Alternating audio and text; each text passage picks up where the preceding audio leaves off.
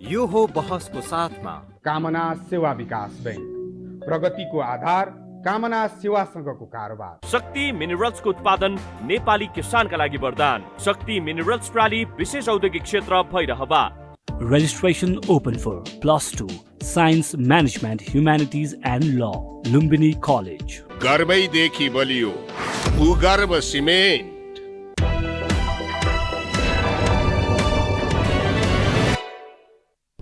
नमस्कार, यो बहसमा म यहाँहरूलाई हार्दिक स्वागत गर्दछु। जीवराम भण्डारी। आज यहाँहरू सामुन्ने उपस्थित हुनुहुन्छ सुजाता कोइराला। उहाँ नेपाली काङ्ग्रेसको नेत्री हुनुहुन्छ, पूर्व उपप्रधानमन्त्री, प्रतिनिधि सभा सदस्य।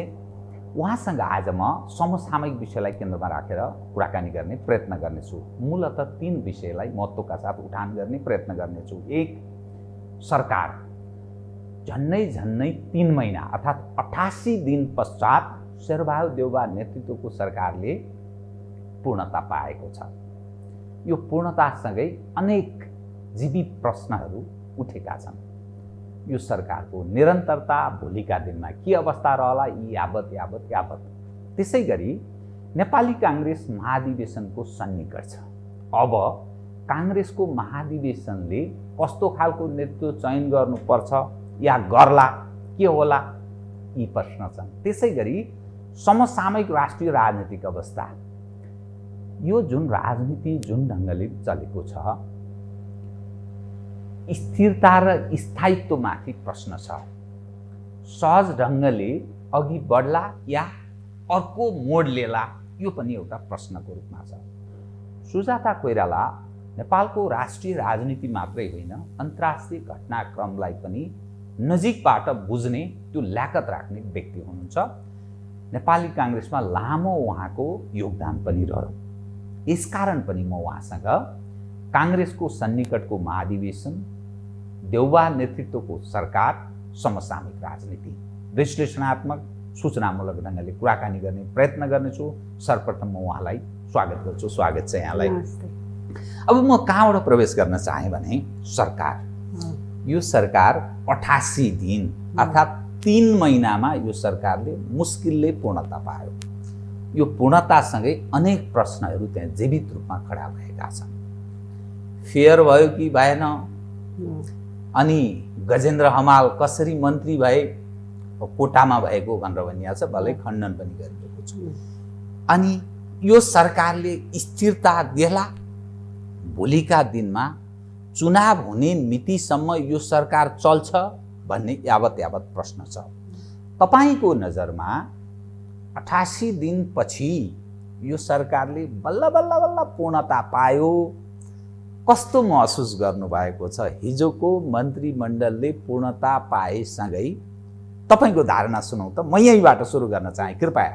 मलाई के लाग्छ भनेदेखि एकदमै ढिलो भयो सरकार गठन गर्नको लागि। एकदम मुलुक एकदम अस्थिरतातिर गइरहेको छ। मुलुकमा भनौँ न एउटा भ्याक्युम जस्तो क्रिएट भएको छ अहिले। त्यो सबैले फिल गरेको छ, मलाई लाग्छ तपाईँले पनि गर्नुभएको होला। एउटा भ्याक्युम जस्तो एउटा परिस्थिति आउँदैछ, नेतृत्वविहीन जस्तो परिस्थिति आउँदैछ। अब नेपाली काङ्ग्रेसलाई हामीहरू सबैले शेरबहादुरजीलाई सपोर्ट गऱ्यौँ, किनभनेदेखि ओलीजीले चाहिँ नि एकदमै पार्टी पनि तहस नहस बनाउनु भयो। 2/3 मेजोरिटी थियो, उहाँले काम गर्न सक्नु भएन, पार्टीलाई एकता गरेर लिएर जान सक्नु भएन। हाम्रो त के इच्छा थियो भनेदेखि पार्टी नफुटोस्, नटुटोस् र त्यो एमालेकै अर्थात् नेकपा नै नफुटोस् भन्ने थियो त्यो बेला। जस्तो उहाँले चाहिँ नि फुट्दाखेरि चाहिँ नि अस्थिरता आउँछ भन्ने हामीहरूलाई चाहिँ थाहा थियो।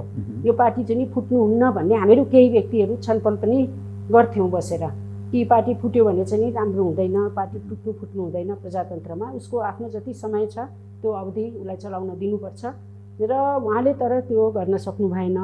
उहाँले संविधानलाई पनि मिच्ने काम गर्नुभयो र उहाँले प्रजातन्त्रलाई पनि समाप्तितिर लग्ने त्यो सङ्केत हामीले पायौँ। र टोटल डिक्टेटरसिप पावर चाहिँ नि एक्सर्साइज गरेर आफूमा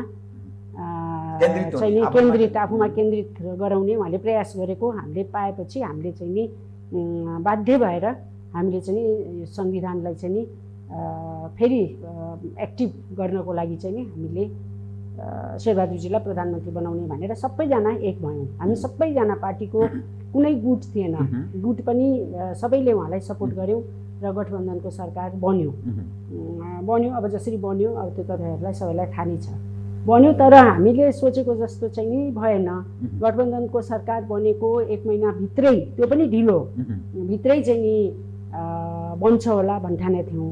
तर अब यो जस्तो परिस्थिति थियो, पार्टी फुटेर आएको, त्यसपछि सुप्रिम कोर्टबाट बनेको सरकार, यसलाई चाहिँ नि फेरि गठबन्धनको सरकार, यी सबै धेरै कारणहरूले गर्दाखेरि यसमा चाहिँ सङ्कट देखा पर्यो र 2 महिना त यतिकै बित्यो सबै कुरा मिलाउँदै। अनि पार्टी फेरि अरू पार्टीहरूको पनि पार्टी फुट्ने डर होइन, फेरि पार्टी फुटाउनलाई 20% अध्यादेश ल्याएको, त्यसपछि फेरि त्यसलाई फिर्ता गर्नुपर्ने, यी सबै कारणले गर्दाखेरि यो एकदमै अस्थिरता त आएकै हो, त्यसमा कुनै डाउट छैन र धेरै नै ढिलाइ भएको हो यसमा।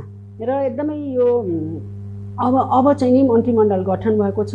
अब सरकारले राम्रो काम गरेर देखाएन भनेदेखि नेपाली काङ्ग्रेसलाई धेरै अप्ठ्यारो छ अर्को चुनावमा जित्न। अब अहिले पार्टीको चुनाव छ, सबैजना पार्टीको चुनावमा व्यस्त हुनुहुन्छ। पार्टीको चुनाव त मलाई चाहिँ नि लाग्छ पार्टीको चुनावमा चाहिँ जित र हार हुन्छ पार्टीभित्रै। एकजना जित्छ एकजना हार्छ, त्यो कुनै ठुलो कुरा होइन। आफ्नो आफ्नो राम्रो नेतृत्व ल्याउनको लागि सबैजना चाहिँ नि लाग्नुहुन्छ भन्ने पनि मलाई विश्वास छ।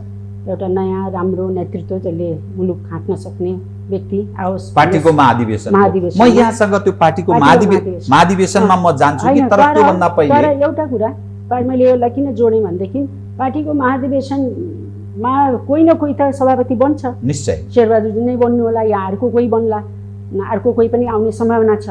त्यो कोही न कोही त बन्छ, तर बनेपछि उसले बहुमतको सरकार बनाउन सक्छ कि सक्दैन, 2/3 मेजोरिटी ल्याउन सक्छ कि सक्दैन। नभए बहुमतको सरकार ल्याएन र उसित एजेन्डा भएन, जनतामा जाँदाखेरि उसलाई केही एजेन्डा लिएर त जानु पर्यो, जनतालाई त सामना गर्नु पर्यो, फेस गर्नु पर्यो। त्यो त चुनावकै बेलामा हुन्छ। तपाईँले जनतालाई त सही कुरा पनि बताउनु पर्यो होइन। र तपाईँ प्रजातन्त्रवादी पार्टी हो भने तपाईँले जनतालाई चाहिँ नि भ्रममा पनि राख्नु भएन, जनतालाई सही। त्यो बेला चाहिँ नि नेपाली काङ्ग्रेसलाई अप्ठ्यारो पर्छ कि पर्दैन, नेपाली काङ्ग्रेसले बहुमत ल्याउन सक्छ कि सक्दैन र ठुलो पार्टी हुन्छ कि हुँदैन भन्ने चाहिँ नि हामीले धेरै नै सोच्नुपर्छ, विचार गर्नुपर्छ। तपाईँको नजरमा जुन एजेन्डा, ठिक विषय तपाईँले उठान गर्न खोज्नु भएको छ, लोकप्रिय हुनका लागि अथवा जनताले पत्याउनका लागि किन यो पार्टीलाई या यसको नेतृत्वको यो सरकारलाई समर्थन गर्ने भन्ने एउटा अहम प्रश्न रहन्छ। शेरबहादुरजीको नेतृत्वको सरकार र नेपाली काङ्ग्रेससँग के त्यस्तो नयाँ एजेन्डा भोलिका दिनमा तय होला र जनताले यो सरकारलाई समर्थन गर्ने या काङ्ग्रेसलाई लोकप्रिय पार्टीको रूपमा मत जाहेर गर्ने स्थिति यो देउबा नेतृत्वको सरकारले बनाउन सक्छ? अब यसमा चाहिँ नि विचार गर्नुपर्छ। देउबाजी गुटमा सीमित रहनुभयो भनेदेखि उहाँले सक्नुहुन्न, तर उहाँले सबैलाई समेटेर लिएर जानुभयो भनेदेखि अलिकति सम्भावना देखिन्छ होइन। भनौँ न एउटा आशाको सम्भावना चाहिँ नि देखिन्छ, होप हुन्छ। तर उहाँले फेरि गुटको राजनीति गर्नुभयो, गुटमा सीमित रहनुभयो भनेदेखि चाहिँ नि म चाहिँ नि राम्रो भविष्य नेपाली काङ्ग्रेसको देख्दिनँ। तर काङ्ग्रेसमा त गुट छ भन्ने त यो अहिलेको मन्त्री परिषद विस्तारमा पनि देखा पर्यो। फलाना फलाना मानिस शेरबहादुरका, फलना फलना रामचन्द्रका, फलना फलना उसका, फलना फलना प्रधान न्यायाधीशका, फलना अर्को माधव कुमार नेपालको पनि यो वाला लगानी गर्ने मान्छे, पैसा खर्च गरेर आएका, यी यस्ता जुन स्थितिमा नेपालको राजनीति प्रवेश गरेको छ नि, काङ्ग्रेसमा त झन् बढ्ता गुट देखियो। अनि गुटको राजनीति त भएकै छ नि, होइन र? होइन, सुन्नु न, गुट हुन्छ चुनावको बेलामा, 2टा गुट त हुन्छ, तर यो एक्सट्रिम गुट जुन नेपाली काङ्ग्रेसमा छ, पार्टीको हितमा, मुलुकको हितमा त गुट हुँदैन नि होइन। एउटै विचार लिएर हिँड्नु पर्यो नि, त्यहाँ त गुटको विचार एउटा, अर्को गुटको विचार अर्को त हुनु भएन नि। नेपाली काङ्ग्रेसमा त्यो भयो, यो चाहिँ स्प्लिट गर्यो, विचार पनि स्प्लिट गर्यो होइन। शेरबहादुरजीको एउटा विचार छ भने अर्को गुटको अर्को विचार छ। यो चाहिँ एकदम खतरनाक कुरा हो मुलुकको लागि, किनभनेदेखि पार्टीमा गुट हुन्छ, पार्टीमा मैले शेरबहादुरजीलाई सपोर्ट नगर्न पनि सक्छु, अर्कैलाई सपोर्ट गरौँला दुईटा त लड्छन् चुनाव, तिनवटा लड्लान्, गुट हुन्छ, सबैको आफ्नो आफ्नो मान्छे हुन्छ। तर चुनावपछि त एक हुनु पर्यो नि, पार्टी एक भएर अगाडि बढ्नु पर्यो नि, त्यो चाहिँ नि देखिँदैन। जस्तो गिर्जाबाबुहरू किसुनजीहरूको पालामा पनि गुट नभएको होइन, तर उहाँहरूले पार्टीको इन्ट्रेस्टमा चाहिँ नि उहाँहरू कहिले पनि गुटगत निर्णय भएन होइन। अरू कुरामा उहाँहरूको मत भिन्नता थियो होइन, ठुलै मत भिन्नता हुन्थ्यो, तर जब पार्टीको कस्ट हुन्थ्यो, जब कन्ट्रीको इस्युजहरू आउँथ्यो, त्यहाँ चाहिँ नि उहाँहरू एक हुनुहुन्थ्यो, उहाँहरूको एउटै स्ट्यान्ड हुन्थ्यो। त्यो चाहिँ नि अहिले देखिँदैन। त्यसले गर्दाखेरि नेपाली काङ्ग्रेसले धेरै सोच्नुपर्ने अवस्था छ र हामीहरू सबैको कोही मान्छे पनि सानो या ठुलो हुँदैन। मलाई कहिलेकाहीँ के भन्छन् भने त्यस्तो सानो मान्छेको इन्फर्मेसन किन लिनुहुन्छ भन्छु। सानो मान्छेको पनि केही क्वालिटी हुन्छ होइन, सबै ठुलै मान्छेको मात्रै क्वालिटी हुन्छ, सबैको केही न केही महत्त्व छ। त्यसैले सबैको लाई बोलाएर छलफल गर्नुपर्छ पार्टी सभापतिले, र अरूले पनि त्यसलाई प्रेसर दिनुपर्छ पार्टी सभापतिलाई कि तपाईँले छलफल गरिकन कुन एजेन्डा लिएर नेपाली काङ्ग्रेस जाने, नेपाली काङ्ग्रेसको भिजन के हो पहिले त पार्टी सभापतिले बताउनु पर्यो होइन। अब चुनाव आउँदैछ, अब चुनावमा जितेनौँ भने त प्रेसिडेन्ट भनौँ न 10वटा सांसदको प्रेसिडेन्ट भएर के काम लाग्यो? यो त हामी त नेपाली काङ्ग्रेसलाई बहुमतमा ल्याउन देख्न चाहन्छौँ। 2/3 मेजोरिटीमा त झन् राम्रो हुन्छ, त्यो सम्भावना त म देख्दिनँ, तर एकदम राम्रो बहुमत ल्याउन त प्रयास गर्नु पर्यो नि। त्यसको लागि एउटा सलिड एजेन्डाको तयारी चाहिँ नि गर्नुपर्छ बसेर, अब अल्मलिनु हुँदैन। त्यस्तो एजेन्डा शेरबहादुरजीले तय गरेको, त्यस्तो सर्वसम्मत प्रकृतिको गतिविधि गरेको, सबैलाई स्वीकार्य हुने अवस्था सिर्जना गरेको त्यस्तो ठान्नुहुन्छ तपाईँ? अब ठान्नु भएन भने पार्टी स्प्लिट गर्छ, एउटाले आफ्नै एजेन्डा लिएर जान्छ, अर्कोले अर्को एजेन्डा लिएर जान्छ, अर्कोले अर्को लिएर जान्छ। यो त नेतृत्वको रेस्पोन्सिबिलिटी हो नि होइन। एउटा एजेन्डा लिएर सबैको कुरा सुनेर एउटा राम्रो कुरा जुन मुलुकको हितमा छ, प्रजातन्त्रको हितमा छ, जनताको हितमा छ, त्यस्तो कुरा त लिएर अगाडि बढ्नै पर्छ चुनावको बेलामा। नत्र आफ्नो आफ्नो किसिमले सबैले बोल्छन्, त्यसबाट त नेपाली काङ्ग्रेसलाई राम्रो गर्दैन। मन्त्री परिषदलाई पूर्णता प्रदान गर्न 3 महिना किन लागेको? यो एकदम कठिन प्रश्न तपाईँले सोध्नुभयो। यो 3 महिना लागेको अब धेरै कारणहरू त छन्। मैले भने जस्तो माधव कुमारजीको पार्टी फुटेर आएको छ, त्यसपछि त्यो पनि उहाँले मिलाउनु पर्यो। अब फेरि मिलाउनु पर्यो, निर्वाचन आयोगमा दर्ता हुनु पर्यो, निर्वाचन आयोगबाट पनि त्यहाँ पनि डिले भयो। त्यसपछि उपेन्द्रजी जहिले पनि भएर त्रासमा मेरो पार्टी फुट्छ होइन। पहिले 20% अध्यादेश ल्याएर, त्यो पनि राम्रो त भएको होइन, तर अब त्यो बाध्यात्मक स्थिति आयो। 20% को भनौँ न राज्य दल विभाजन गर्न गरायो। अनि त्यसपछि फेरि 40% ल्याउनु पर्यो, नत्र भए उपेन्द्र यादवजी नआउने, उहाँको पार्टी मन्त्री पाएन भने पार्टी फुट्ने। अब यस्तो पनि कहीँ पार्टी हुन्छ मन्त्री पाएन भने फुट्ने। नेपाली काङ्ग्रेसमा जतिसुकै म पनि मन्त्रीको क्यान्डिडेट त हो नि होइन, त म त पार्टी फोड्दिनँ नि। ठिकै छ, अब जे छ जस्तो छ होइन। मलाई धेरै कुराहरू सन्तुष्ट नहोला, तर धेरै अन्याय पनि भएको होला म माथि, तर पार्टी फोड्ने धम्की दिने त हामीहरूको हुँदैन नेपाली काङ्ग्रेसको। नेपाली काङ्ग्रेस एकदम सलिड पार्टी छ र मलाई के लाग्छ भने नेपाली काङ्ग्रेसलाई कमजोर बनाउन, नेपाली काङ्ग्रेसलाई समाप्त पार्न, नेपाली काङ्ग्रेसको आइडियोलोजीहरू पनि सिद्ध्याउन सबै यो र बिपी कोइरालाको जुन विचार थियो, जुन गिर्जाबाबुले क्यारी अन गर्नुभयो सक्दो होइन। अब त्यो त 40-50 वर्ष पहिलेको कुरा, 50-60 नै वर्ष भइसक्यो। त यो अहिलेको परिस्थितिमा पनि उहाँले चाहिँ नि जसरी क्यारी अन गर्नुभयो, त्यो चाहिँ नि नेपाली काङ्ग्रेस जनताले पनि त्यसलाई साथ दिएको छ, त्यो विचारलाई साथ दिएको हो जनताले पनि। तर त्यो क्यारी अन गर्ने अब चाहिँ नि मान्छे म देख्दिनँ पार्टीमा, र त्यो विचार त्यसलाई नै समाप्त पार्ने पनि प्रयास भएको हो कि लिगेसी पनि समाप्त पार्ने प्रयास छ कि भन्ने पनि मलाई लाग्छ। अब जस्तो अब म भित्रै, अब बाहिरको कुरा नगरौँ, भित्रैबाट पनि भइरहेको छ। यो भित्रैको मान्छे त खतरनाक छन् नि, बाहिरकोलाई भित्र छिराउने पनि त यही भित्रैको मान्छे हुन्छ। घरभित्रै खतरनाक, घरभित्र नै खतरा भएपछि बाहिरकोलाई तपाईँले भन्न मिल्दैन होइन। पहिले त घर सम्हाल्नु पऱ्यो नि होइन। घरै भत्किन थालेपछि मान्छे त आउँछ नि घर बनाउन बाहिरबाट होइन। त यो जो मन्त्री परिषद छ शेरबहादुरजीको नेतृत्वमा रहेको सरकार अब यसले पूर्णकाल बिताउने हो भने झन्नै 1 वर्ष 2-3 महिना अझै बाँकी छ। तत्पश्चात चुनावमा जानुपर्छ, संसदीय निर्वाचनमा जानुपर्छ, स्थानीय निर्वाचन आइसक्यो। यस्तो अवस्थामा अहिलेको घटनाक्रम हेर्दा माधव नेपालजीले जसरी मन्त्रीहरू चयन गर्नुभयो त्यहाँ पनि व्यापक असन्तुष्टि देखिन्छ। उपेनजीमाथि अर्को प्रश्न छ, सबै यादवै यादव बनाइदिनु भयो उपेनजीले, एकजना राजेन्द्र श्रेष्ठ त्यो अर्को कोटामा पर्नुभयो भन्ने छ। अरूमा पनि यस्ता खाले नेपाली काङ्ग्रेसमा पनि व्यापक असन्तुष्टि छ। भलै तपाईँले व्यक्त गर्न अप्ठ्यारो भएको होला तर व्यापक असन्तुष्टि छ। एउटा फोन त आउँछ नि, फोन आउँछ उनीहरूको ममाथि, उनीहरूले धेरै आशा गरेका थिए म मन्त्री बन्छु भनेर, धेरै नै होप थियो। उनीहरू डिसपोइन्टेड पनि भएको छन्। मैले भने डिसपोइन्टेड हुने केही कारण छैन, म त छँदैछु तपाईँहरूको साथमा। के आखिर मलाई क्यान्सर भएपछि म त पछि सम्झाउने गर्छु, म त अलिकति ब्याक भएकै हो पोलिटिक्समा, तर फेरि आएँ, अब ठिक छ भएन त्यसमा तपाईँहरूले चिन्ता गर्नु पर्दैन, म तपाईँहरूको साथमा छु भनेर सम्झाएर बुझाएर पठाउँदाखेरि उहाँहरू के भन्नुहुन्छ भनेदेखि उहाँहरूको बुझाइ अहिलेको सरकारको बारेमा जसले मलाई पनि यो कुरा स्ट्राइक गरेको थिएन, तर उहाँहरूले भनेपछि यसो हेर्नु पर्यो, हेरेँ मैले, स्ट्राइक गर्यो।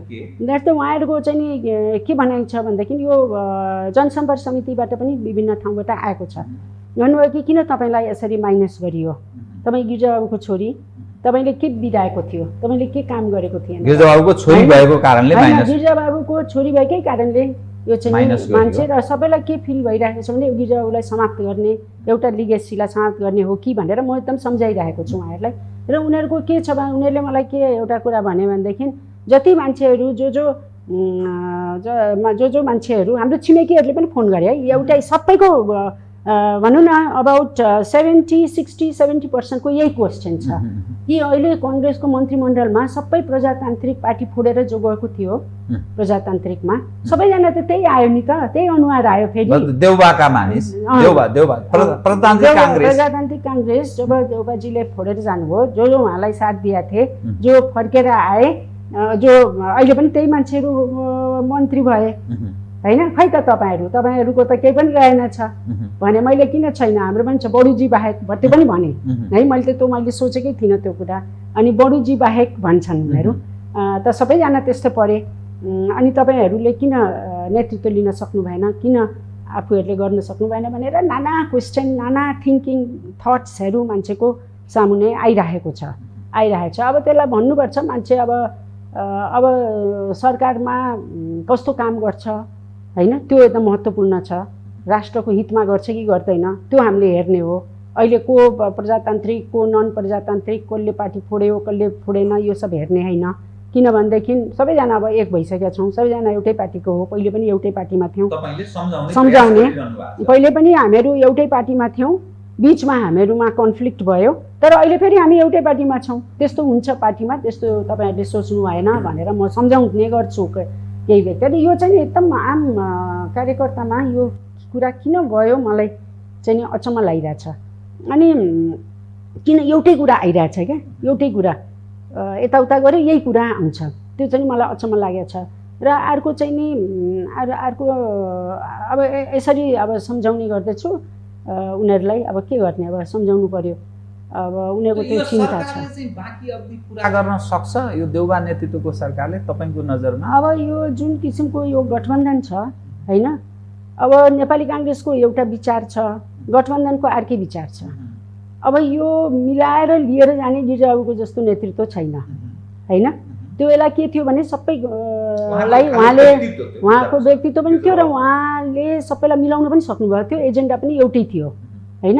अब फोरमको एउटा एजेन्डा छ, माओवादीको अर्कै एजेन्डा छ, उसको अर्कै एजेन्डा छ, नेपाली काङ्ग्रेसको आफ्नै किसिमको छ भनेपछि यो अप्ठ्यारो चाहिँ नि सृजना हुन्छ जस्तो मलाई लाग्छ। कहीँ न कहीँ यो चाहिँ नि बिचमा गएर कहीँ न कहीँ अप्ठ्याराहरू सृजना हुन्छ।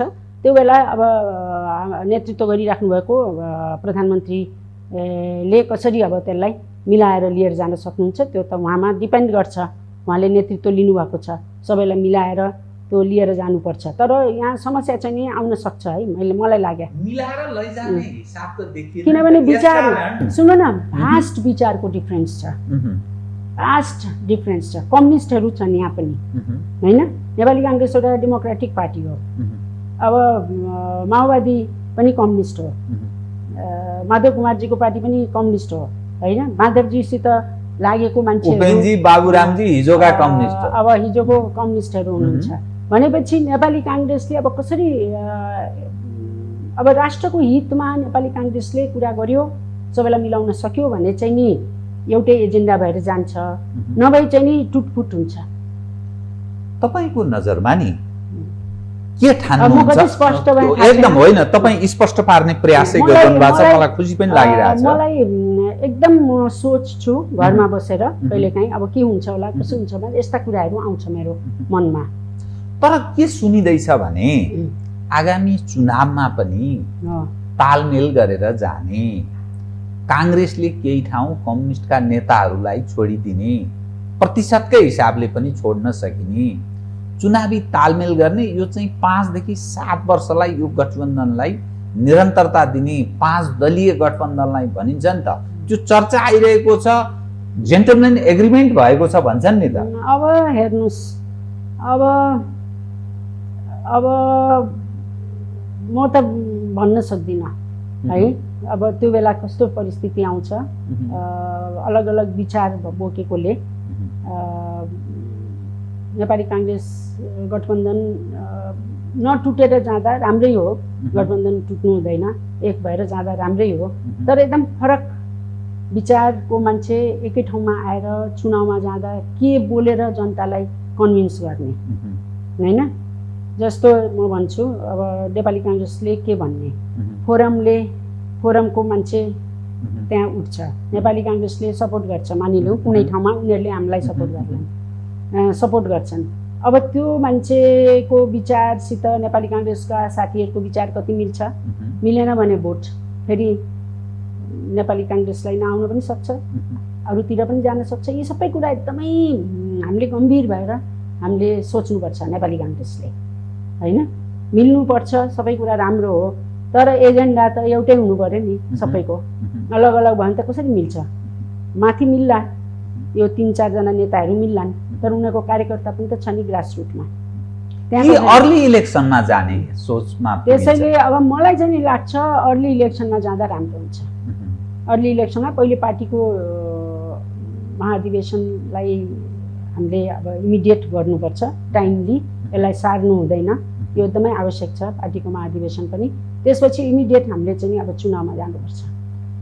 पार्टीको महाधिवेशन सार्नु हुँदैन भन्नुभयो, तर एकपछि अर्को घटना हेर्दा सरिरहेको छ। एक दोस्रो, अब त्यो महाधिवेशन छ नि, त्यो महाधिवेशन पछि त्यो महाधिवेशनले कसलाई सभापति बनाउने त? कि तपाईँ आफै उठ्ने? अब त्यो महाधिवेशनमा मैले उठ्छु भनेर त भने हो, महिला पनि एकजनाको नेतृत्व पनि चाहिन्छ भनेर र सबैसित सल्लाह गरेर नै म उठ्छु भनिकन मैले भनेको हो। त्यो बेला के थियो भनेदेखि शशाङ्क पनि उठ्ने, शेखर पनि उठ्ने, सबै कोइराला फ्यामिली नै उठेर त हुँदैन होइन, फेरि क्वालिटी भएको मान्छेहरू पनि आउनु दिनु पर्यो। हामीले सबै आफै लिन्छु आफै खान्छु भनेर त भएन नि, अरू पनि त छन् उठ्ने मान्छेहरू। तर अब राम्रो नेतृत्व कोही आयो भनेदेखि चाहिँ नि म ब्याक हुन पनि सक्छु। राम्रो नेतृत्व भनेको हो जस्तै अहिले सुनिए अनुसार शेरबहादुरजी सभापतिमा उठ्ने पक्का, रामचन्द्र पौडेलजी सभापतिमा उठ्ने पक्का। रामचन्द्रजी जित्नुहुन्न, उहाँले नउठे हुन्छ। जित्नुहुन्न? किन त्यस्तो लाग्यो? मैले त हिजो पनि भनेको छु, रामचन्द्रजी र रामचन्द्रजीको कुनै स्ट्यान्ड छैन होइन, उहाँको कुनै विचार पनि छैन। उहाँ 7 साल 8 सालको विचार भनौँ न, त्यो बेलाको सिद्धान्तलाई बोकेर मात्रै हिँड्नुहुन्छ। अब यो पुरा ग्लोबली नै हामीहरूको अब यो धेरै परिवर्तन भइसकेको छ, धेरै परिवर्तन भइसकेको छ। हाम्रो टेक्नोलोजीको जमाना छ, नयाँ युथहरू आइसकेको छ होइन। उहाँको तपाईँले सुन्नुभयो भाषणहरू भने उही भाषण हुन्छ, एउटै भाषण हुन्छ, त्यही सिद्धान्त, कुरा केही छैन, कुनै भिजन छैन, कुनै विचार छैन, खालि सिद्धान्तको कुरा छ होइन। एउटा खालि उहाँ चाहिँ नि त्यही पुरानो सिद्धान्त पनि त परिवर्तन छ नि समयअनुसार होइन। अहिले त यत्रो ग्लोबलाइजेसन भएको छ, यत्रो कोभिड पछि एउटा न्यू वर्ल्ड अर्डरमा हामी जाँदैछौँ होइन, परिवर्तन आउँदैछ। यी सबै कुरालाई त मनन गर्नु पर्यो, त्यो हिसाबले हामी पनि अगाडि बढ्नु पर्यो। अब त्यो चाहिँ उहाँले चाहिँ अब युथलाई, यङ मान्छेहरूलाई छोडिदिनुपर्छ, किनभनेदेखि अब त्यो उहाँले सक्नुहुन्न। उठ्नुभयो भने के गर्ने रामचन्द्रजी? उठ्नु नै भयो, म नउठी छोड्दिनँ भनेर भन्नु। म त सपोर्ट गर्दिनँ। किन गर्दिनँ भनेदेखि कुनै हालतले पनि गर्दिनँ। फेरि पार्टीलाई त्यही अवस्थामा चकनाचुर पार्ने अवस्थामा चाहिँ लिएर जान म चाहिँ चाहन्न। रामचन्द्र सभापतिमा उठे अथवा सभापति भयो भने काङ्ग्रेस सकिन्छ भनेर बुझौँ। मलाई लाग्छ यति पनि जति शेरबहादुरले गरेका छन् नि त्योभन्दा पनि पार्टी चाहिँ नि उसमा जान्छ, समाप्त हुन्छ। किनभने उहाँमा त्यो पार्टी सभापति भएर काम गर्ने त्यो लिडरसिप लिने क्वालिटी नै छैन। लिडरसिप भनेको त ठुलो हात हुनुपर्छ होइन, सबैलाई समेट्न सक्नुपर्छ, विशाल हृदयको हुनु पर्यो, सबैलाई समेट्नुपर्छ। आफूलाई मन नपराउने मान्छेलाई पनि न्युट्रलाइज गर्न सक्नुपर्छ होइन। भरसक आफ्नै बनाउने भएन भनेदेखि न्युट्रलाइज गराउने, ताकि उसले मेरो विरोध नगरोस्। त्यो पनि उहाँ सक्नुहुन्न है। उहाँ आफ्नै क्षेत्रमा पनि अब उहाँ हारिसक्नु भएको छ है। उहाँसित धेरै मान्छेहरू चिडिसकेको छ। अब उहाँ चाहिँ नि एकदम दुश्मनी लिने जोसित पनि। उहाँको कामै के छ, तपाईँले उहाँको इतिहास हेर्नुभयो भनेदेखि गिजाउको पालादेखि उहाँ जहिले पनि मान्छेलाई दुःख दिने, उहाँ त्यसमा इन्जोय गर्नुहुन्छ। गिजाउलाई त्यस्तै दुःख दिनुभयो, एकदमै सेडिस्ट क्यारेक्टरको मान्छे। गिजाउलाई त्यतिकै दुःख दिनुभयो। सुशील दाले प्राइम मिनिस्टर हुँदाखेरि मलाई भनेको कुरा, प्राइम मिनिस्टर हुँदा भन्नुभयो मलाई रामचन्द्रले साह्रै दुःख दियो सुजाता, के गर्ने, असाध्यै दुःख दिइरहेछ भन्नुभयो। के दुःख दिएको छ त्यो चाहिँ बताउनु भएन, तर मलाई एकदमै दुःख दियो। अहिले शेरबहादुरजीलाई दुःख दिनको लागि पनि कोही चाहन्छ भने उहाँलाई राख्नुपर्छ। उहाँले त्यो पुरा मान्छेलाई, उहाँको कामै त्यही हो, उहाँ कन्स्ट्रक्टिभ काममा लाग्नुहुन्न। फेरि उहाँ के भयो भनेदेखि उहाँ पुरानो मान्छे हुनुभयो होइन। अब त नयाँ जेनेरेसन आइसकेको छ, उनीहरूको लागि काम गर्नलाई त नयाँ जेनेरेसन, नयाँ यो सिस्टम आउने, अब वर्ल्ड अर्डरहरू बुझेको मान्छे चाहिन्छ। अब टेक्नोलोजीहरू एकदम डेफ्थमा नबुझे पनि मोटामोटी तपाईँलाई थाहा हुनुपर्छ, ताकि तपाईँ युथ नुहाव त हुनु पऱ्यो नि होइन। तपाईँले मान्छेहरू बोलाउँदै सिक्नु पऱ्यो, बुझ्नु पऱ्यो, डिस्कस गर्नु पऱ्यो, वेबिनार मिटिङहरूमा जोइन गर्नु पऱ्यो। खालि त्यो वेबिनार मिटिङमा पनि गयो त्यही पार्टीको मान्छेहरू, अनि यसलाई गाली गर्यो, उसलाई गाली गर्यो, नेगेटिभ कुराहरू, त्यति मात्रै छ उहाँहरूको, अरू केही छैन। त्यसले गर्दाखेरि उहाँ चुनाव जित्नु पनि हुन्न होइन, यो बेकार हो। बरु अरूलाई सहयोग गरेर आफू इज्जतको साथ, उहाँको सेक्रिफाइस छ पुरानो होइन, त्यो बेलाको त्यसलाई सबैले इज्जत दिएको छ उहाँलाई। त्यसको लागि चाहिँ नि इज्जतदार पोजिसन लिएर उहाँ बस्ने र पार्टीको लागि काम गर्ने। रामचन्द्रजी आफ्नो व्यक्तिगत स्वार्थलाई छोडेर उहाँले पार्टीलाई अब म बनाउँछु, देशलाई अब म बनाउँछु, म बाहिर बस्छु र यो युवाहरूलाई चाहिँ नि युवाहरूको नेतृत्व गर्छु बाहिर बसेर भन्ने कति राम्रो कुरा हो नि त त्यो। रामचन्द्रको हकमा यो तपाईँले सल्लाह दिनुभयो। अनि अब घटनाक्रमले के देखाउँदैछ भने नेपाली काङ्ग्रेसको इतिहासमा कोइरालाहरूको त्यो पार्टी सिर्जनादेखि नै निरन्तर मात्र नेतृत्व होइन, लगानी पनि सर्वाधिक काङ्ग्रेसको इतिहास कोइरालाहरूसँग छ। तर घटनाक्रमले कोइरालाहरू साफ बनाइदियो नि त। यो एकपछि अर्को घटनाक्रमले अब त झन्झन तपाईँ, अब सम्भावना भएको व्यक्तिमा तपाईँ, डाक्टर शेखर कोइराला र शशाङ्क, यदि कोही काङ्ग्रेसको सभापति हुन सक्छ भने यही तीन मध्ये एक हुन सक्ला, मानिसले गरेको विश्लेषण या सम्भावना भएको व्यक्ति। तर तपाईहरू स्वयं नै तीनजना बीच नै एक मत छैन। रामचन्द्र अलग्गै कोइरालाकै क्याम्पबाट उठ्ने भनिरहनु भएको छ। त्यसै गरी प्रकाशमान सिंह पनि अलि पहिले पो एकपटक शेरबहादुरजीसँग, तर पछिल्लो समयमा त फेरि तपाईँहरूसँगै हुनुहुन्थ्यो, उहाँ उठ्ने भनिरहनु भएको छ। एकपछि अर्को तपाईँहरू बीच फुट छ। शेरबहादुरजीकोमा नि फुट छ, विमलेन्द्र निधि अलग ढङ्गले उठ्ने कसरतमा हुनुहुन्छ। तर तपाईँहरूको हातबाट त सबै सिद्धियो नि त। अब कोइरालाले नै कोइरालालाई सपोर्ट गर्दैन है। कोइरालाले नै कोइरालालाई सिद्ध्याउन खोजिरहेछ।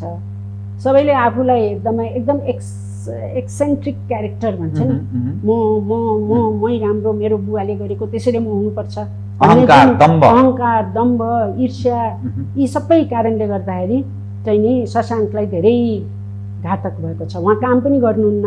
उहाँको दम्भ के छ नि, म बिपीको छोरा हो है, म बिपीको छोरा हो, म बन्नुपर्छ, मैले मात्रै शेरबहादुरलाई हराउनुपर्छ, बस त्यति मात्रै हो।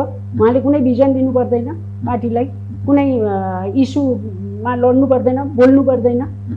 कन्ट्रीको इस्यु हुने बित्तिकै उहाँ चुप लाग्ने, भाग्ने, त्यस्तो नेतृत्व अब जनताले पनि के अरे नेपाली काङ्ग्रेसको कार्यकर्ताहरू, अब युथहरू आएको छ, जमात आएको छ, उनीहरूले एकदम बुझ्छ को सही हो, को अब बाउको नामले चाहिँ नि फाइदा लिएर अब अगाडि बढ्ने दिन गए, बुझ्नु भएन। अब नयाँ युगमा हामी प्रवेश गरेका छौँ, त्यो बुझ्नु पर्यो।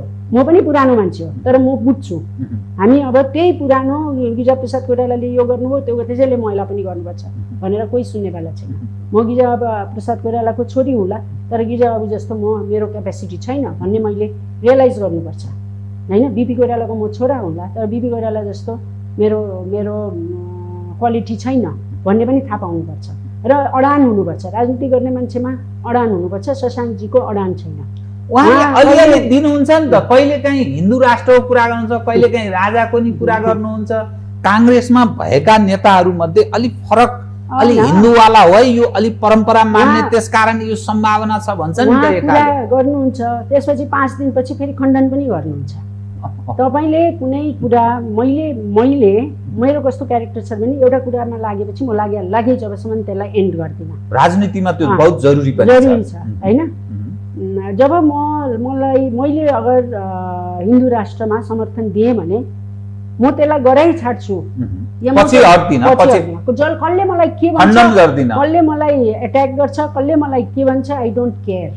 राजनीतिमा म त्यो गर्छु, गरेँ भनेदेखि मैले त्यो गरेँ भनेदेखि मेरो कन्भिक्सनको साथ गरेको हुन्छ हैन, कसैलाई खुसी पार्न गरेको हुँदैन। मेरो आफ्नै कन्भिक्सनले मैले हिन्दू राष्ट्र चाहिन्छ भन्नुपर्ने हो नि त।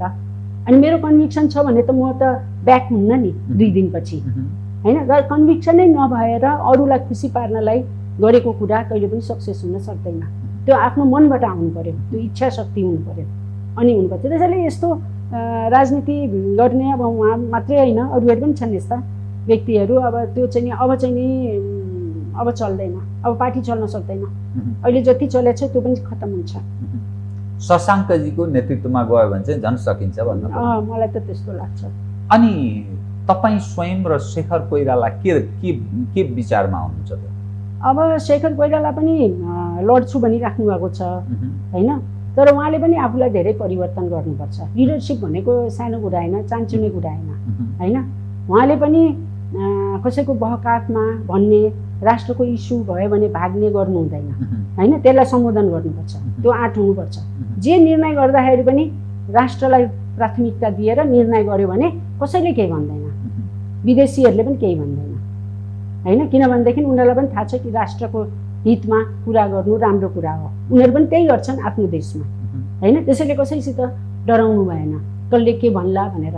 आफ्नो कन्भिक्सन, आफ्नो हृदयले के भन्छ, आफ्नो दिमागले के सोच्छ, म किन राजनीति गर्दैछु, म आफू बन्नको लागि, मेरो परिवारलाई बनाउनको लागि हो कि जनतालाई बनाउनको लागि, देश बनाउनको लागि भनिकन त्यो आँट उहाँमा छ भने उहाँ एकदम मेहनती हुनुहुन्छ। उहाँले एकदम मेहनत गर्नुभएको छ, एकदम दुःख गर्नुभएको छ, काम गर्नुभएको छ, त्यो एकदम प्रशंसनीय छ शेखर दाको। तर उहाँले चाहिँ नि अरू कुरामा पनि आफ्नो स्ट्यान्ड चाहिँ नि राख्नुपर्छ। अनि उहाँ रियल लिडर भन्नुहुन्छ, पार्टीलाई राम्रो हाँकेर लिएर जान सक्नुहुन्छ। र उहाँले चुनावको बेलामा त्यस्तो एउटा इस्यु लिएर जानुभयो भनेदेखि जनताले पनि उहाँलाई साथ दिन्छ। जनताले भन्दा पनि अब पार्टीको चुनाव भनौँ न, अधिवेशनमा पनि कार्यकर्ताले पनि उहाँलाई साथ दिनेछ। त्यसैले उहाँले चाहिँ नि त्यो गर्न सक्नुहुन्छ कि सक्नुहुन्न, त्यो गर्नुभयो भने हि इज पर्फेक्ट, एकदम राम्रो कुरा हो। अब यतिखेर शशाङ्क कोइराला, प्रकाश मान सिंह र विमलेन्द्र निधि उठबस भेटघाट यस्तो बहुत देखिन्छ। तीनैजनाको पार्टी सभापतिमा दाबी छ।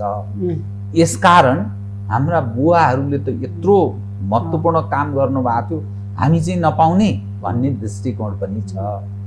अब के हो त यो काङ्ग्रेसको राजनीति? अब यो हेर्नुहोस्, यो चाहिँ नि गलत ट्र्याकमा जाँदैछ है। मलाई चाहिँ नि के लाग्छ भनेदेखि अब काम गरेर आउने हो होइन, बुवाको नाम बजाएर आउने होइन। आफूले काम गर्नु पर्यो, विश्वास दिलाउनु पर्यो होइन। यो पार्टीलाई म ठुलो पार्टी बनाउँछु, म जनता, यो पार्टीले जनताको हितलाई गर्छ, यो पार्टी ठुलो भयो भने मात्रै गर्न सक्छ, मेरो के एजेन्डा हो, म किन सभापति बन्न खोजेको होइन, मैले के गर्नु त्यो भन्ने हो नि। म गणेश मान्छेको छोरा, म निधिजीको छोरा, म बिपीको छोरा, म गिर्जाको छोरी भनेर त भन्ने होइन नि होइन। त्यो जमाना म त त्यस्तो कुरा मलाई त ठिकै लाग्दैन है। मलाई साँच्चै भनेको मलाई के लाग्छ भनेदेखि म एकदम इन्डिपेन्डेन्ट मान्छे हुँ होइन। म मेरो बुवाले मलाई जन्माउनु भयो होइन, तर बुवाको क्वालिटी मैले बोक्न सकिनँ। उहाँको जति क्वालिटी छ त्यो म स्वीकार्छु, मैले लिन सकिनँ। तर मैले सक्दो त्यो लाइनलाई चाहिँ सक्सेस बनाउँ, प्रयत्न गरौँ भन्ने मेरो इच्छा हो, मेरो आफ्नो बारेमा। र मेरो बुवा भनेको मेरो बुवा हो, म भनेको म हुँ, म मेरो बुवा होइन, म सुजाता हो। मेरो आफ्नै आइडेन्टिटी छ होइन। एउटै तपाईँको छोरा तपाईँ जस्तै हुन्छ भन्ने त छैन नि। हिजो मैले यही कुरा गरेको थिएँ। अब तपाईँको छोराको आफ्नै आइडेन्टिटी हुन्छ होइन। उसले तपाईँको प्रशंसा गर्ला, तपाईँको राम्रो कुराहरू गुणहरू लिएला होइन। मैले पनि केही राम्रो कुराहरू बुवाको लिउँला, केही नलिन पनि सक्छु। तर म त अलग्गै हुँ नि, एन्टिटी हो नि।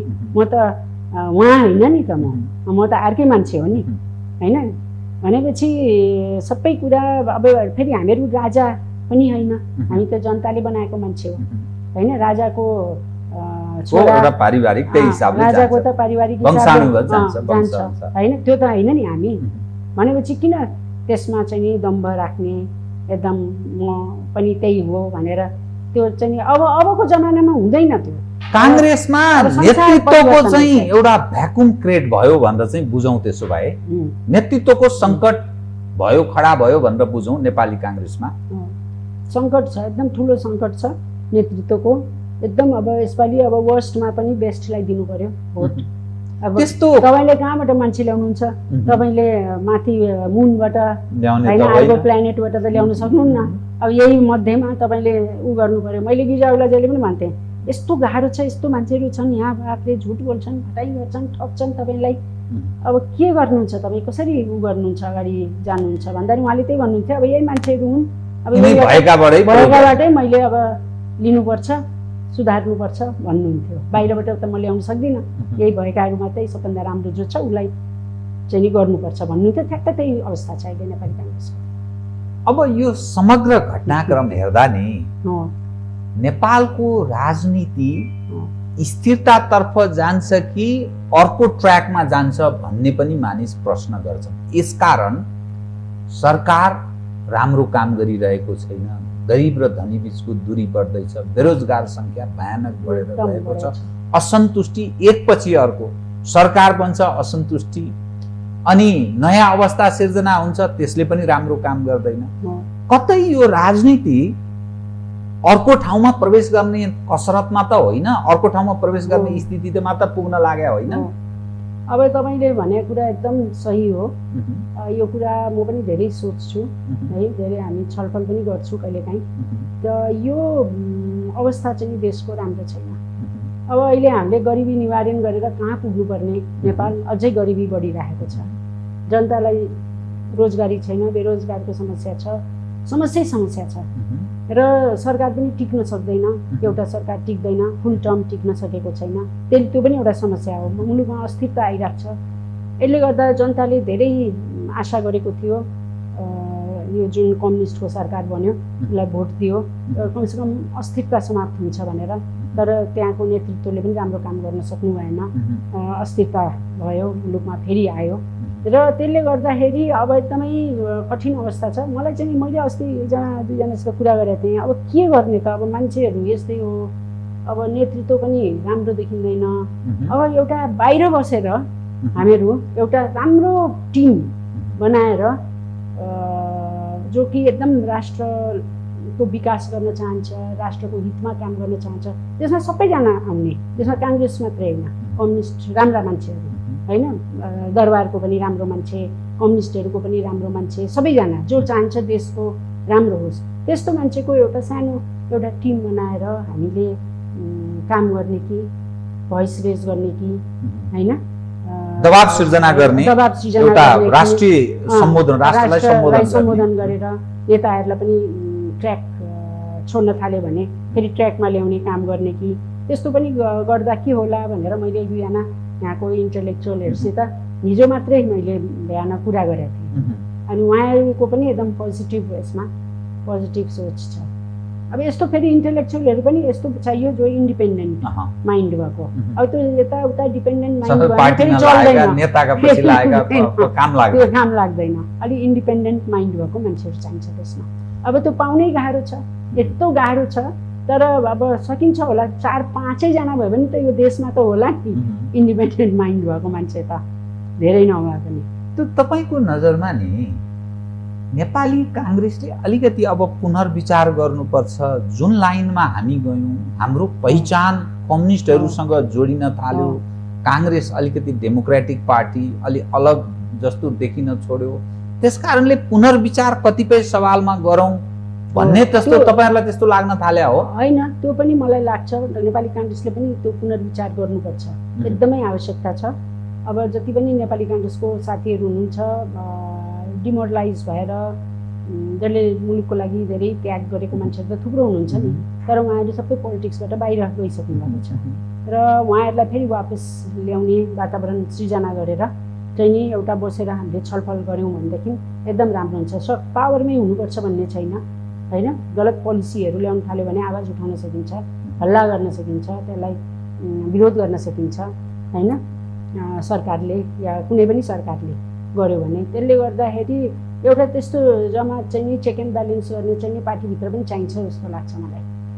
तर अब पावर नभएपछि बडो गाह्रो हुँदो रहेछ, मान्छेले कुरा सुन्दैन, सब पावरकै पछि दौडिन्छ अनि त्यो पनि छ एउटा। त्यो समाज पावर ओरिएन्टेड भयो, समाज पनि पावर ओरिएन्टेड भयो, पावर हुने बित्तिकै सबै कुरा हुन्छ भन्ने पनि फिलिङ्स त्यो आयो। त्यसले गर्दाखेरि सबैजना पावरमै जान खोज्छ, पावर भएन भने मेरो केही पनि हुँदैन भनेर सबैलाई पावरै चाहिएको छ। सबलाई मन्त्री बन्नु परेको छ, सबलाई प्रधानमन्त्री बन्नु परेको छ, सबलाई सभापति बन्नु परेको छ, सबलाई कुनै न कुनै पद चाहिएको छ, नत्र भए उसको अस्तित्व नै समाप्त होला कि भन्ने उसलाई डर छ होइन। यो सबै कुराहरू छन्। अब हाम्रो यो परिवर्तन गर्नुपर्छ सोचमा। पद, नीति, नेतृत्व जुन महत्त्वपूर्ण पक्ष छ नि, पद बिनाका मानिसलाई कसैले नगर्ने अनि नीति बिनाको र नेतृत्वको अभाव रहेको जुन यो एउटा भ्याकुम क्रिएट भएको छ नि, यस्तो अवस्थामा राजनीतिले अर्को कोर्स लिने सम्भावना तपाईँ कतिको देख्नुहुन्छ?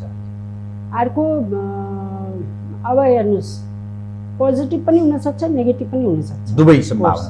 अब हाम्रो सम्बन्ध भारतसित र चीन, हाम्रो छिमेकीको कुरा गरौँ अहिले, छिमेकीसित हाम्रो सम्बन्ध अहिले बिग्रेको छ नेपाली काङ्ग्रेसको, दुवैसित बिग्रेको छ। यो नेपालको लागि एकदम घातक हो। कसले बिगार्यो यो, किन त्यस्तो? अब हाम्रै पार्टीले पनि बिगार्यो, अरू पार्टीहरूले पनि बिगार्यो, ओलीजीले पनि बिगार्नु हो, त्यसैबाट आयो।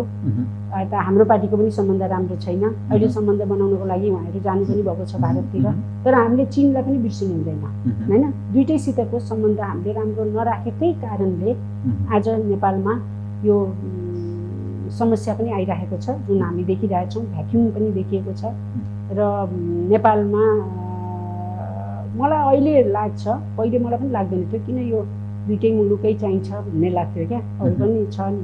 तर छिमेकी भनेको छिमेकी नै हुँदो रहेछ। जति तपाईँलाई मलाई गिजाबाबुले भन्नुहुन्थ्यो कहिले भारतसित राम्रो सम्बन्ध राख्नु है, नबिगार्नु।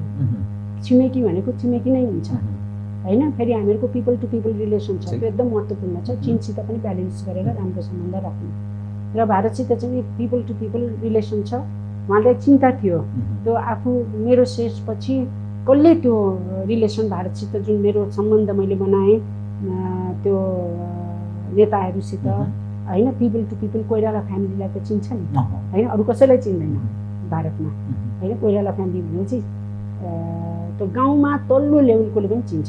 तपाईँ बिहारमा जानुहोस्, तलको मान्छेले पनि चिन्छ भनेपछि कि त राजालाई चिन्छ कि त कोइरालालाई चिन्छ। अब त्यो पनि समाप्त हुँदैछ, राजालाई चिन्छ कि त कोइराला होइन। अब त्यो पनि समाप्त हुँदैछ होइन। अब त्यो पनि बिस्तारै बिस्तारै त्यहाँ पनि त्यो समाप्त हुँदैछ। तराईमा तराईमा कोइरालाहरूको बेस एकदम स्ट्रङ होइन, एकदम स्ट्रङ बेस। अब तराईमा पनि यस्तो हल्ला गरिदिन्छन् कसले होइन, त्यहाँ हल्ला गरिदिन्छ। हामीहरूको मेरो विशेष गरिकन इमेज ड्यामेज गर्न मलाई खबर आउँछ नि त साथीभाइको, तपाईँलाई त यस्तो भन्छ, कोही न कोही त मान्छे त त्यो ड्यामेज गर्ने काममा को लागिरहेको? त्यो त मलाई के लाग्छ भने त्यहाँ मधेसबाट पनि तराईबाट पनि कोइरालाहरूलाई समाप्त पार्ने, गिरिजाबाबुको लिगेसीलाई समाप्त पार्ने एउटा ठुलो खेला छ भन्ने मलाई लागेको शङ्का छ। तर खै त्यो आफ्नो ठाउँमा छ, त्यो अब अहिले म यहाँ भन्दिनँ, तर धेरै कुरा छ। अब तर मलाई के लाग्छ भनेदेखि यो भ्याक्युमलाई चाहिँ नि एन्ड गर्नको लागि अब प्रधानमन्त्रीले पहल गर्नुपर्छ दुईटै देशसित सम्बन्ध बनाउनलाई होइन। भारतसित ओके ठिक छ, हाम्रो पार्टीको भारतसित बढी सम्बन्ध छ नेपाली काङ्ग्रेसको, किनभनेदेखि यो हिस्टोरिकल सम्बन्ध हो। भारतबाटै हामीले गान्धीजीबाटै हामीले बिपीहरूले होइन सिक्नुभयो, प्रजातन्त्र डेमोक्रेसी भने के हो त्यो सबै भारतबाट आयो, भारतबाट हामीले सिकेको हो र प्रजातन्त्रको स्थापना भयो। मनमोहन दाजुहरू पनि भारतमा पढेको बसेको, त्यहाँको स्ट्रगलमा भाग लिएको होइन मनमोहन दाजुहरू। अनि गिरिजाबाबुहरू पनि त्यो गान्धीजीको त्यो छ नि विचारबाट प्रभावित भएको। यी सबै कुराले गर्दाखेरि त्यो सम्बन्धलाई जति मन नपरे पनि जति रिसाए पनि टलरेट गर्ने चाहिँ क्षमता हुनुपर्छ है भन्नुहुन्थ्यो क्या सामूहरूले। त्यो अहिले मलाई एकदम खड्किरहेको छ, त्यो कुरा मलाई एकदम आउँछ, मेरो लागि होइन हाम्रो देशकै लागि। त्यसको अर्थ यो होइन कि फेरि त्यसलाई गलत नबुझ्नुहोस्, त्यसको अर्थ यो होइन कि हामीहरूको पार्टीको सोभराइन्टी भारत परस्त हुने त्यो भन्न खोजेको होइन। तर जुन एउटा राम्रो सुमधुर सम्बन्ध बिपीहरूले बनाएर जानुभएको छ त्यसलाई कायम राख्नुपर्छ। तर रञ्जित रेले थ्याङ्क गड तपाईँको त काहीँ नाम त्यस्तो मैले मेन्सन भएको देखिनँ, तर धेरै प्रशासकहरू धेरै राजनीतिक व्यक्तिहरूको नाम भारतीय नेताहरूले मेन्सन गरेका छन्।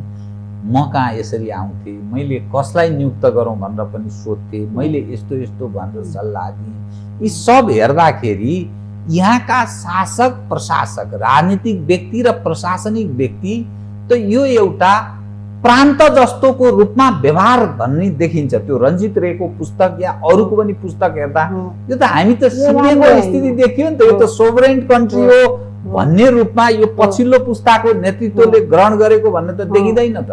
यो एकदमै नराम्रो कुरा हो। यसले गर्दाखेरि नेपालीलाई हेप्ने कारण पनि त्यही हो होइन। नेपाली भनेपछि एउटा हेप्ने छ नि, किनभने सबै नेपाली त्यस्तै होला भन्ठान्छ मान्छेले, त भन्ठान्दैन कि यो केही राजनीतिक व्यक्तिको कारणले भएको। अरे यो चाहिँ आफूमाथि कन्फिडेन्स नभएको, आफ्नै मान्छेहरूसित सल्लाह गरेर पार्टीको साथीहरूसित सल्लाह गरे भइहाल्यो नि, आफ्नै परिवारसित सल्लाह गरे भइहाल्यो नि होइन। उनीहरूसित त हामीले राम्रो सम्बन्ध राख्ने हो होइन। उनीहरूसित हामीले धेरै कुराहरू हामीले फाइदा पनि लिन सक्नुपर्छ होइन। उनीहरूसित हामीले देश विकासको लागि हाम्रो होइन गिभ एन्ड टेक गर्ने, अनि पोलिटिकल इस्युजहरूमा हामीले सम्बन्ध बनाउने र त्यो हामीले गर्नुपर्छ। तर त्यसको अर्थ यो होइन कि भारतले चाहिँ नि नेपाललाई यो भनौँ न यो जुन आफ्नो मुलुक भन्ठान्नु हुँदैन। नेपालीहरू पनि त्यसमा सेन्सिटिभ छ, त्यो उनीहरूले पनि बुझ्नुपर्छ। धेरै पढा लेखा मान्छेले बुझेका पनि छन्, त्यो त्यहाँको इन्टेलेक्चुअल त्यहाँको सबै त खराब छैन नि, त्यहाँको मान्छे नेपाली भावना बुझ्छन्, नेपाली भावना बुझ्छन्, अनि माया पनि गर्ने मान्छे धेरै छ। त त्यसले गर्दाखेरि अब पोलिटिकल्ली हामीले चाहिँ कसरी अब सम्बन्ध बनाउने, त्यसमा चाहिँ नि हामीहरूको बिचमा चाहिँ नि एकदम आदान प्रदान भइराख्नु पर्यो।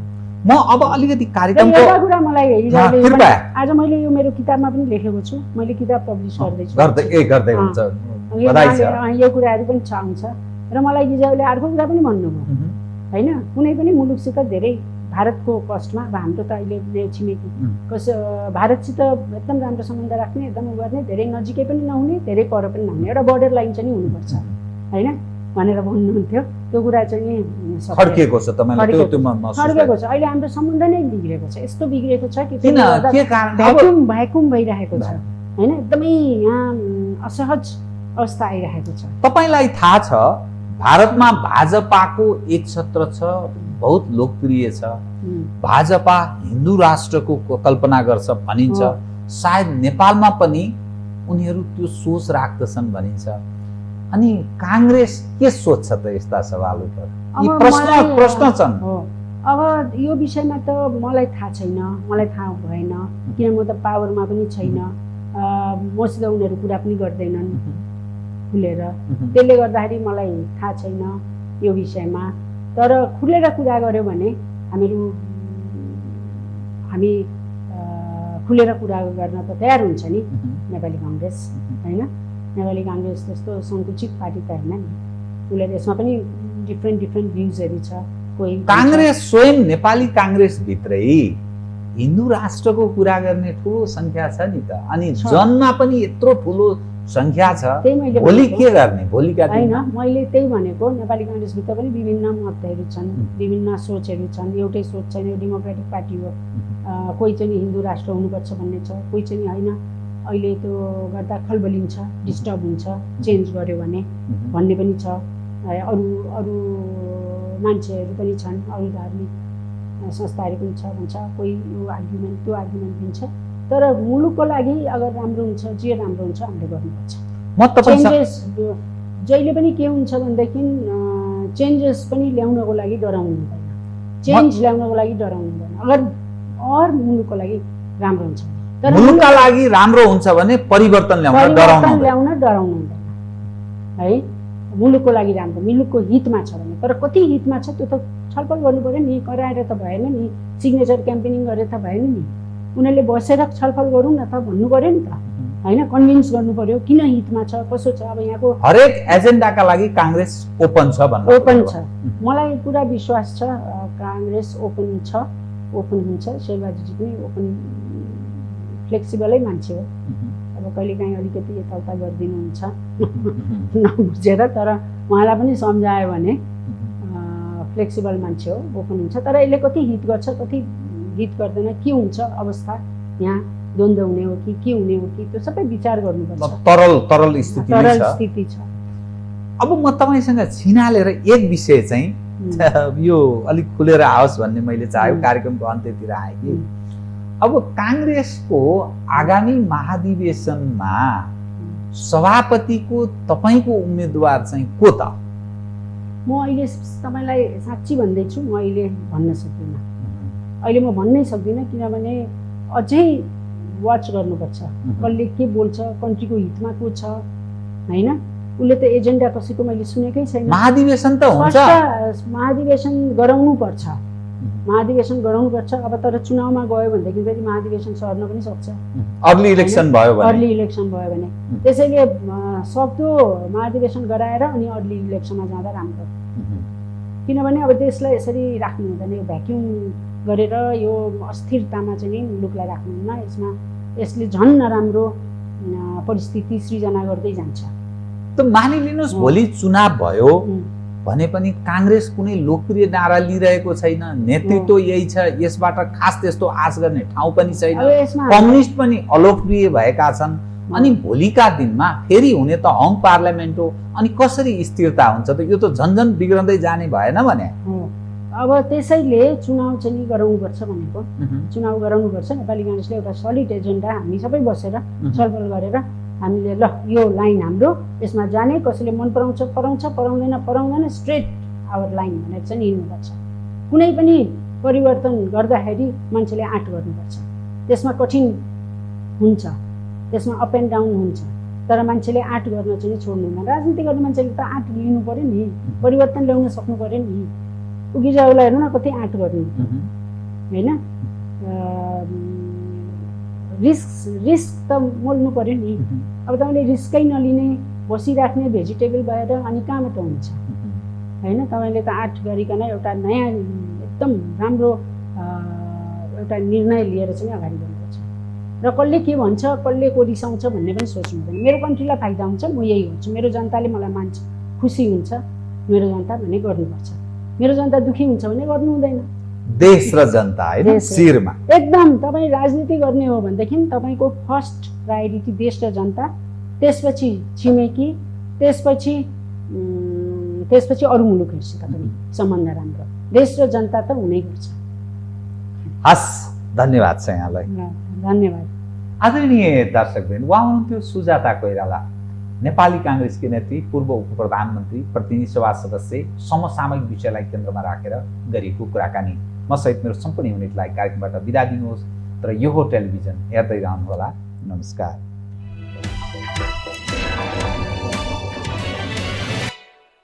यो हो बहसको साथमा कामना सेवा विकास बैंक, प्रगतिको आधार कामना सेवासँगको कारोबार। शक्ति मिनरल्सको उत्पादन नेपाली किसानका लागि वरदान। शक्ति मिनरल्स प्राली विशेष औद्योगिक क्षेत्र Bhairahawa. Registration open for +2 Science Management Humanities and Law, Lumbini College। गर्वैदेखि बलियो भूगर्भ सिमेन्ट।